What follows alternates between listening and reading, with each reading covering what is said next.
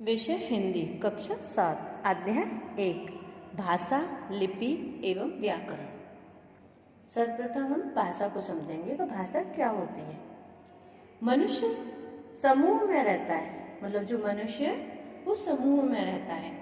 बाल्यावस्था में परिवार का समूह, किशोरावस्था में मित्रजनों का समूह तथा यौवन व वृद्धावस्था में समाज के समूह में रहता है। समूह में रहने के कारण मानव को एक दूसरे के संपर्क में रहना होता है तथा अपने विचारों को दूसरों के समक्ष प्रकट करना होता है। अपने विचारों को मानव लिखकर, बोलकर व संकेतों द्वारा व्यक्त करता है।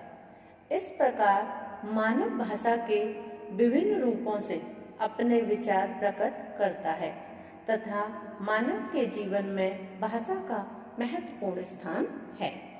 अतः वह माध्यम जिसके द्वारा हम अपने विचारों को दूसरों के समक्ष प्रकट करते हैं, भाषा कहलाती है। अथवा भाषा वह साधन या माध्यम है जिसके द्वारा हम अपने भावों तथा विचारों को बोलकर या लिखकर दूसरों तक पहुंचाते हैं। भाषा के रूप में हम जो कुछ बोलते हैं वह अर्थपूर्ण होना चाहिए। नीचे दिए गए चित्रों को ध्यानपूर्वक देखिए। सोहन किताब पढ़ रहा है। बच्चों ने नानी से कहानी सुनी। नेताजी ने भाषण देकर लोगों को सत्य के प्रति जागृत किया। राहुल ने चिट्ठी लिखी।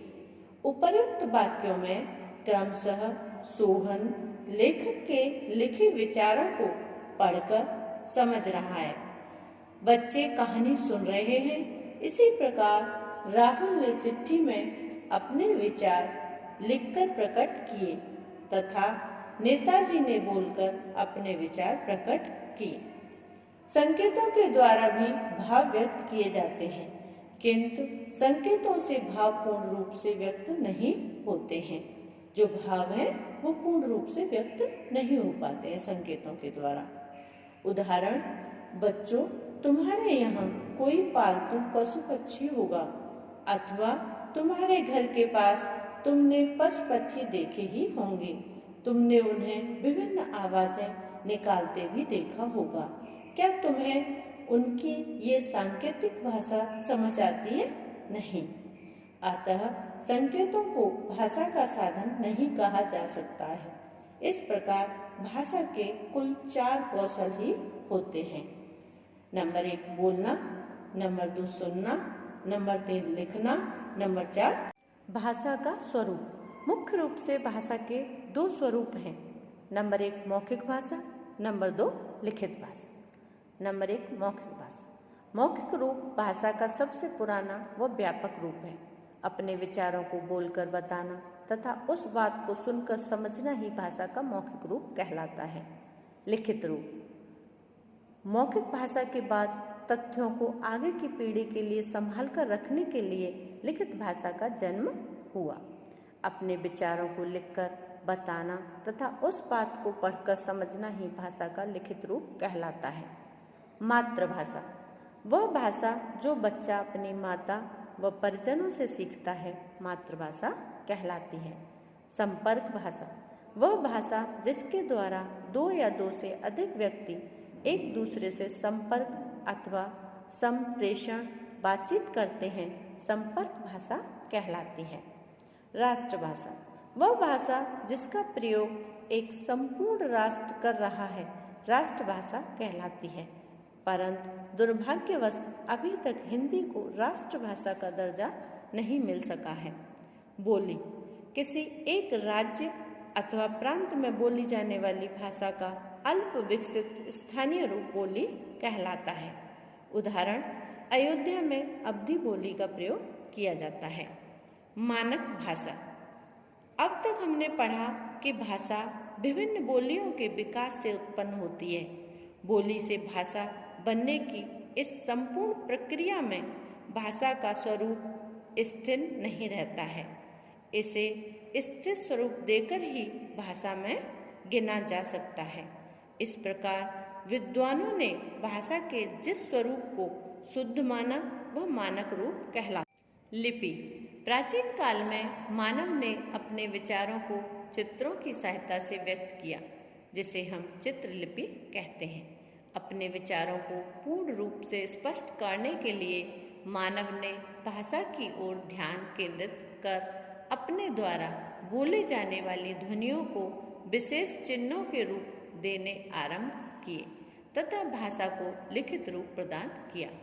अतः भाषा को लिखित रूप प्रदान करने की विधि को लिपि कहते हैं। प्रत्येक भाषा की अपनी लिपि होती है।